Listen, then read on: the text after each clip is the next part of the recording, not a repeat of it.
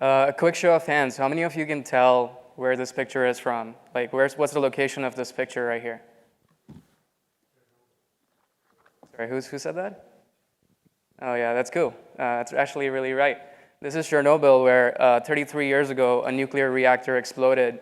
It was one of the worst accidents in humanity's history, and it made the site, one of the most radioactive sites on the planet, second only to the Fukushima natural disaster that just happened like a few years ago.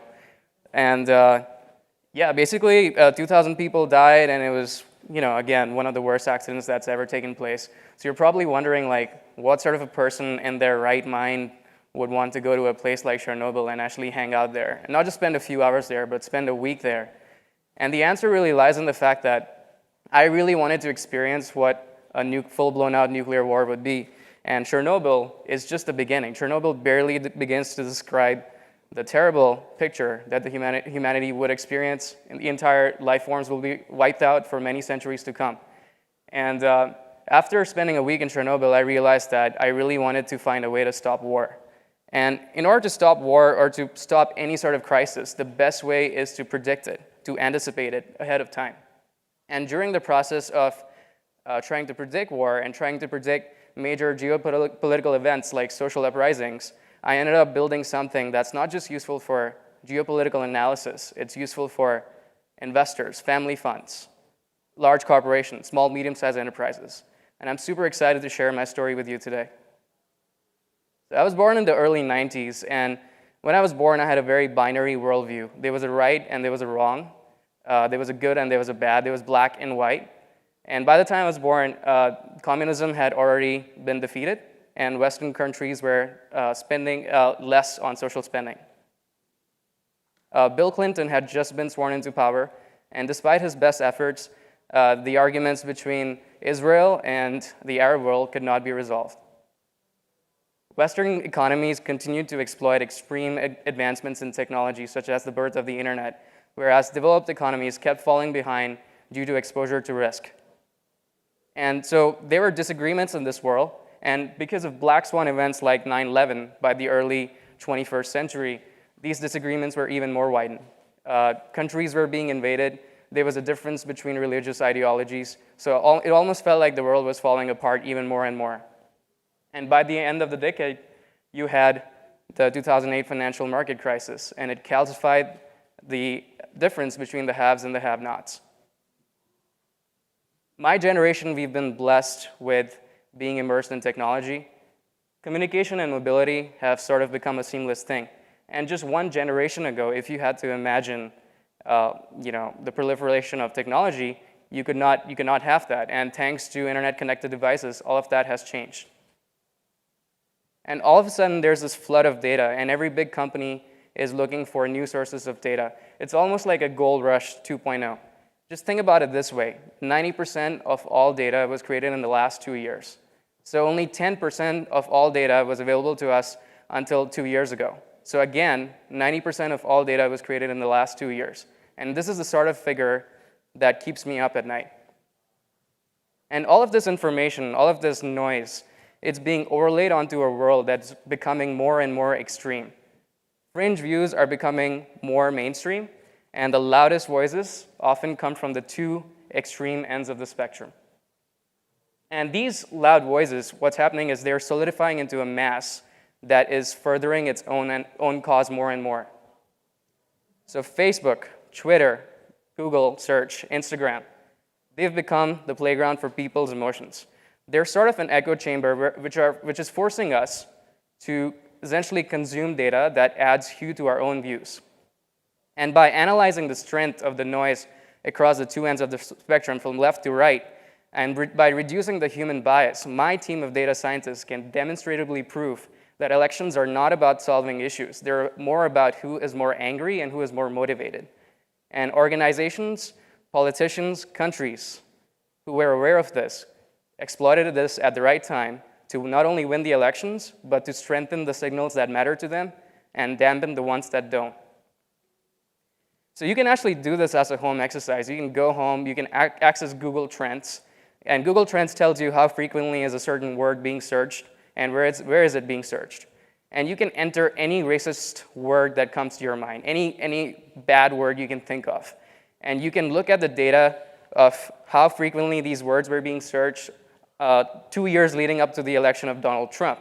And you would realize that all the top searches come from exactly the same states that voted for Donald Trump.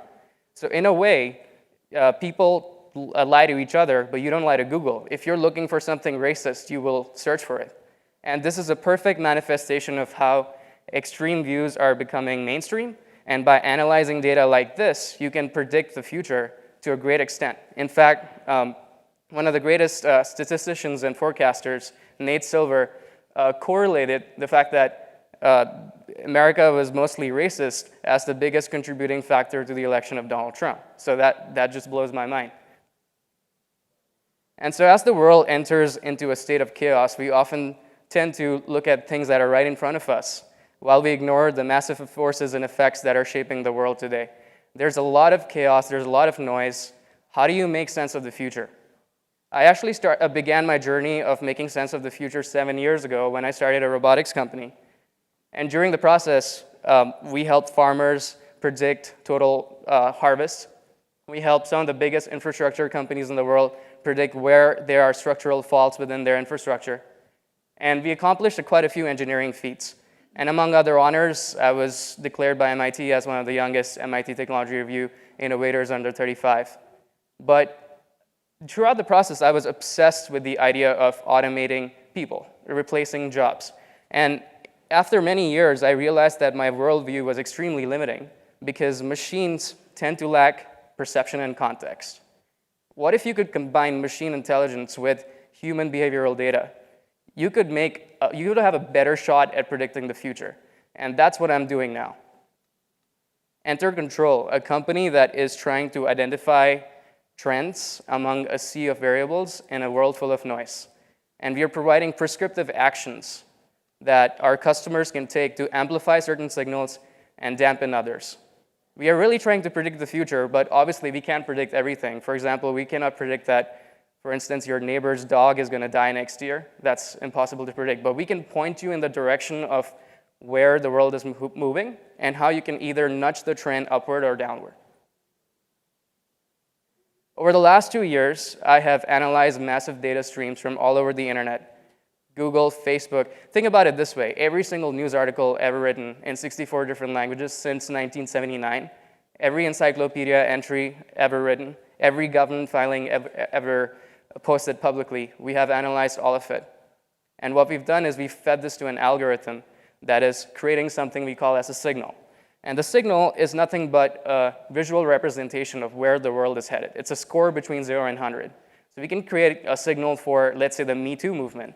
We can create a signal for veganism, and we can create a signal for people's obsession with yoga. And we are delivering all these signals through a dashboard. And a single glance at the dashboard gives our customers an idea of where the world is headed and what to expect from it. And that's really the power of the product that we're building today. Now, the scope for our product is beyond just geopolitics and predicting war. We are actually very excited to work with companies and investors in helping figuring out their landscape. Just to give you an idea, one of our use cases is in the M&A space.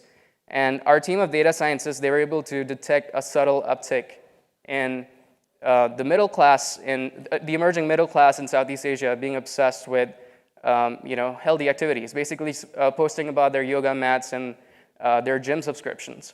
And based on that, we could have advised a multinational beverage company on basically buying out certain sport beverage companies to just ride this trend. In fact, we could even help them allocate additional marketing budget to amplify signals for specific sport beverage companies that they're buying out.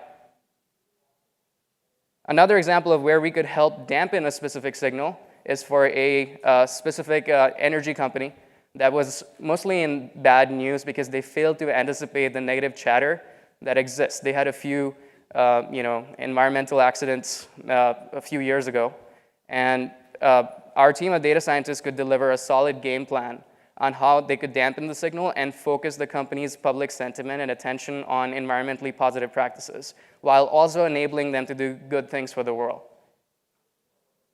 And so this is just the beginning. This barely begins to scratch the surface of a sea of applications that we could work on.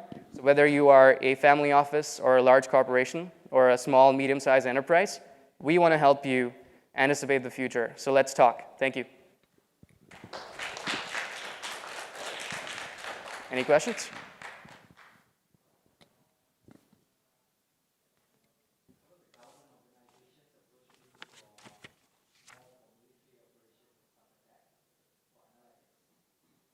We don't.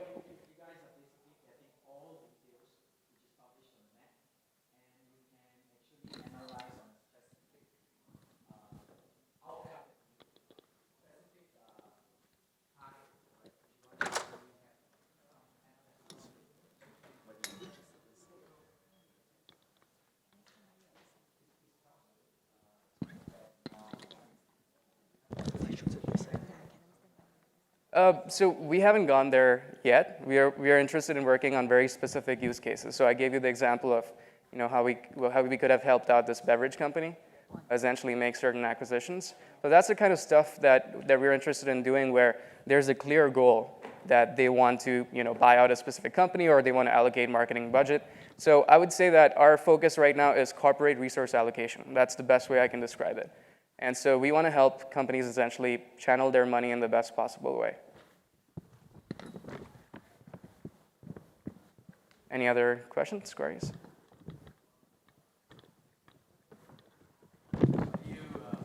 Thanks for sharing. Are you analyzing primarily language and words, or are you also analyzing data and pooling it in? I mean, are you casting the net wide and getting it to integrate? We can basically analyze any sort of data. It doesn't matter. We can look at images, we can even look at audio. Essentially, we're taking all these data streams in different formats, and each data stream represents a signal. And each of these data streams would have some weightage on the final signal. So our algorithm is able to figure that out. An example of this would be not even an analysis of words, but just looking at Wikipedia. How quickly is an article being debated on Wikipedia? That shows which side is winning a certain debate and which side is losing. And that's an input signal, which doesn't even require word analysis. We're just looking at how quickly some article is being edited. Another example would be on YouTube. How quickly are comments being poured in, and what's the sentiment for these comments? And based on that, we can tell, okay, that the Bank of Japan is going to change their interest rate. And so just an example of different data streams that we're taking. So natural language processing is just one small component. Yeah. Input-output based system where you're looking for certain things and then it starts searching for that first, or it's always just sensing the net, meaning it's always live, it's always reading, and it's just waiting for output. Which manner are you guys? We're scraping the entire internet every 15 minutes, and we're looking at more than 90 million news sources online in 64 different languages. So essentially, we could pick up on a chatter related to food security in West Africa and in some other language. And we could correlate that to logistics or shipments in the area. And so essentially, we're picking up on everything 15 minutes. So our heartbeat is 15 minutes. Yeah. Great data intelligence. Yeah. Thank you. Okay, I think that wraps it up. Thanks a lot for your attention and time. Cheers.